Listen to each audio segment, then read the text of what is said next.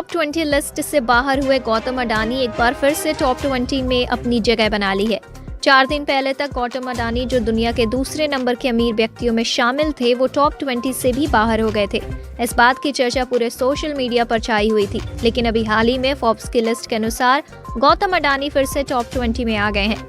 इस हेराफेरी की शुरुआत होती है 25 जनवरी से, जब हिंडनबर्ग की हालिया रिपोर्ट में अडानी ग्रुप के संबंध में 32,000 शब्दों की एक रिपोर्ट जारी की गई। रिपोर्ट के कंक्लूजन में 88 प्रश्नों को शामिल किया गया और रिपोर्ट में दावा किया गया कि यह समूह यानी कि अडानी समूह दशकों से शेयर मार्केट के शेयरों के हेरफेर और अकाउंट की धोखाधड़ी में शामिल है।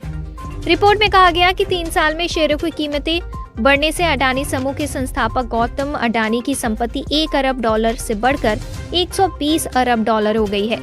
यानी कि अगर सिंपल भाषा में कहे तो हिंडनबर्ग का कहना है कि अडानी ने ही अलग से फर्जी कंपनी बनाकर अपने शेयर के दामों को ऊंचा किया है, ताकि मार्केट में उनके शेयर की वैल्यू और बढ़ जाए। इस खुलासे के बाद अडानी समूह की संपत्ति में अचानक गिरावट आ गई और अब उनकी संपत्ति $8.5 बिलियन की कमी के साथ $88.2 बिलियन तक पहुंच गई है। हिंडनबर्ग रिपोर्ट आने से पहले गौतम अडानी की संपत्ति $120 अरब थी। उस आधार पर अडानी की संपत्ति में $45 अरब का घाटा हुआ है। इस रिपोर्ट के कंक्लूजन में खड़े किए गए सवालों को लेकर अडानी समूह ने भी अपनी प्रतिक्रियाएं जारी की है। एक बयान जारी कर समूह ने कहा है कि हिंडनबर्ग की रिपोर्ट मिथ्या धारणा बनाने की छिपी हुई मंशा से प्रेरित है, ताकि अमेरिकी कंपनी को वित्तीय लाभ मिल सके। वहीं अडानी समूह के पलटवार पर टिप्पणी करते हुए हिंडनबर्ग ने सोमवार को कहा है कि राष्ट्रवाद से ढका नहीं जा सकता।